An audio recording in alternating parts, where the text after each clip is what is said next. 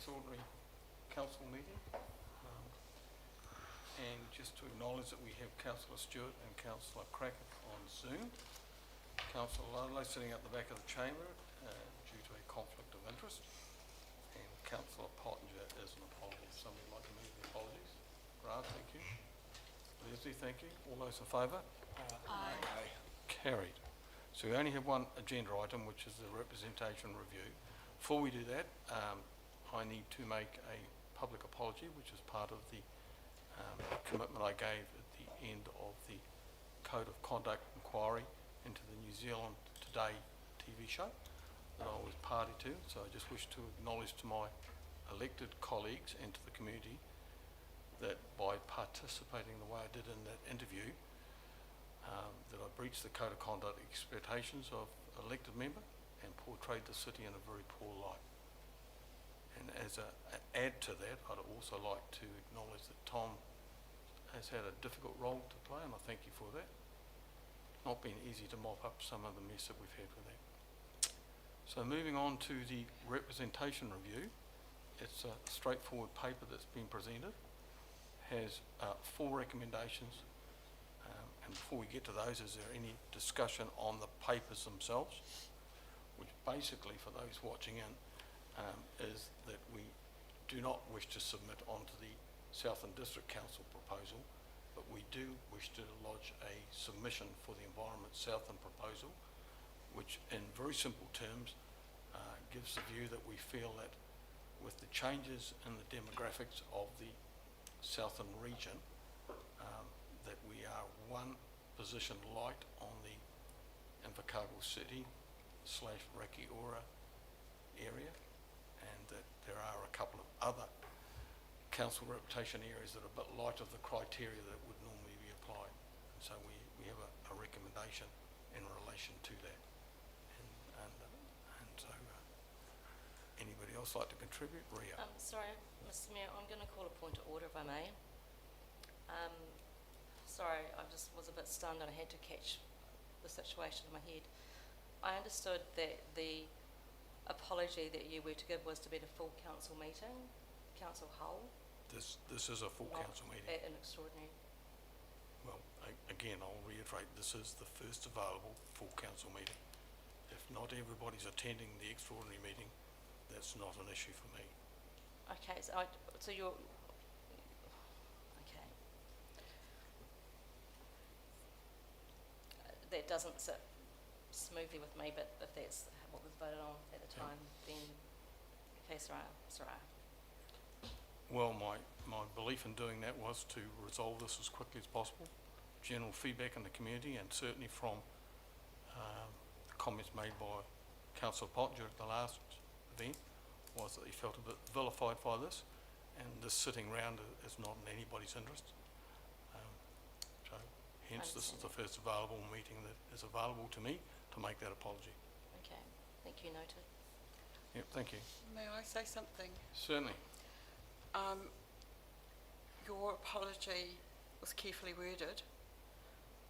You apologised to elected members.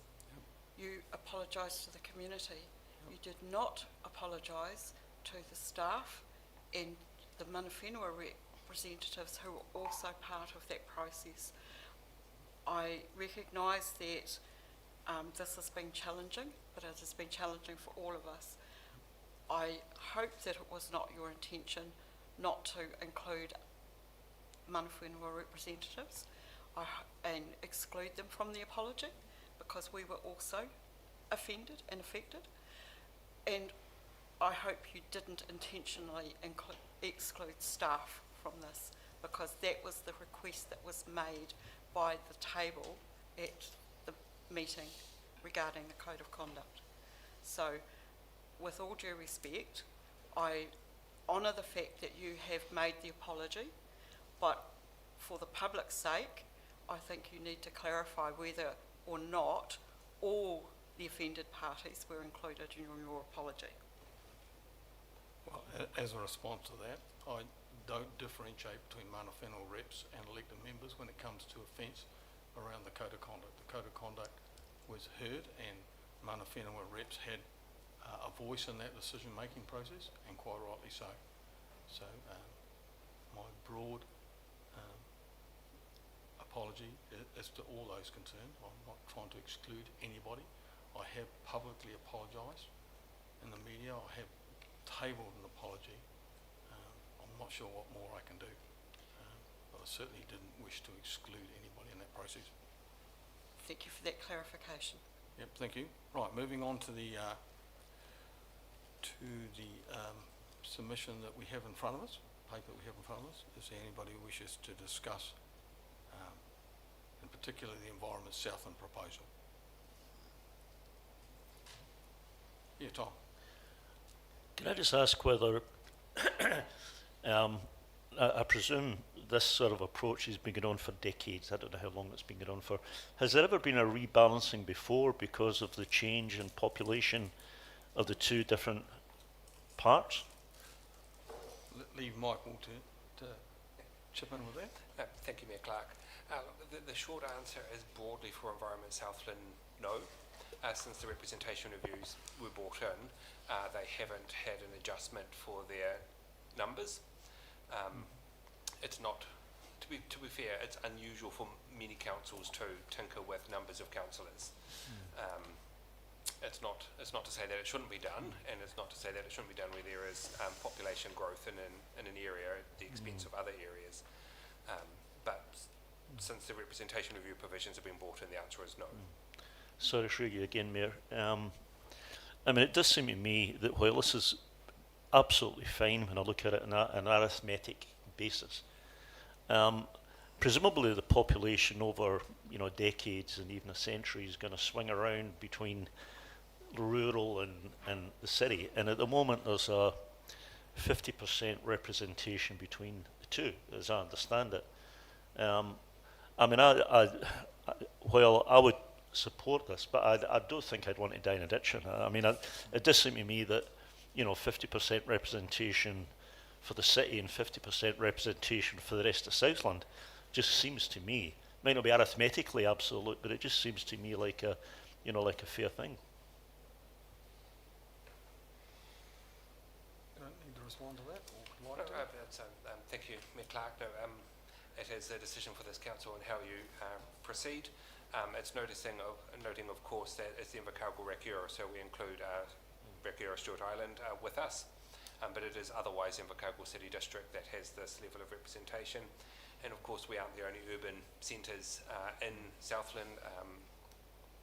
Gore is also included in its own constituency, but it's always a matter for the regional councils, especially on how you balance those urban and rural voices. But the Local Electoral Act drives towards population representation. It's people it represents. And that was my take from the paper, Tom. Was that it seems to be a demographic shift to the city, I guess, numbers-wise, and that we've lost that equality with our rural colleagues. And I think the paper suggested that while that could be realigned, because two of the rural areas were below the threshold, which was Southern, which I'm not sure what that encompasses, and certainly Milford as well. And I just wondered, I think the paper gets to a position of not tinkering with those two, but just adding another one, and the alternative would have been a bit of a reshuffling. So, did I see a hand up? Yes, you did. Evelyn. So just looking, the only one significant discrepancy is that Fiordland, which is a huge area, logistically difficult to manage, is the only one that is very light on numbers. The margins between the four largest ones are not that huge, but the burden of enlarging the council by one person would be the imposing on all the ratepayers of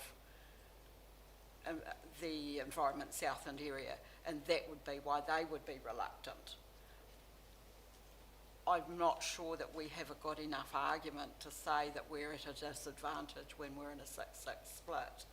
If it was that there was more councillors coming from those other rural areas, that would be a different issue if we were not being equally represented when we were the population centre.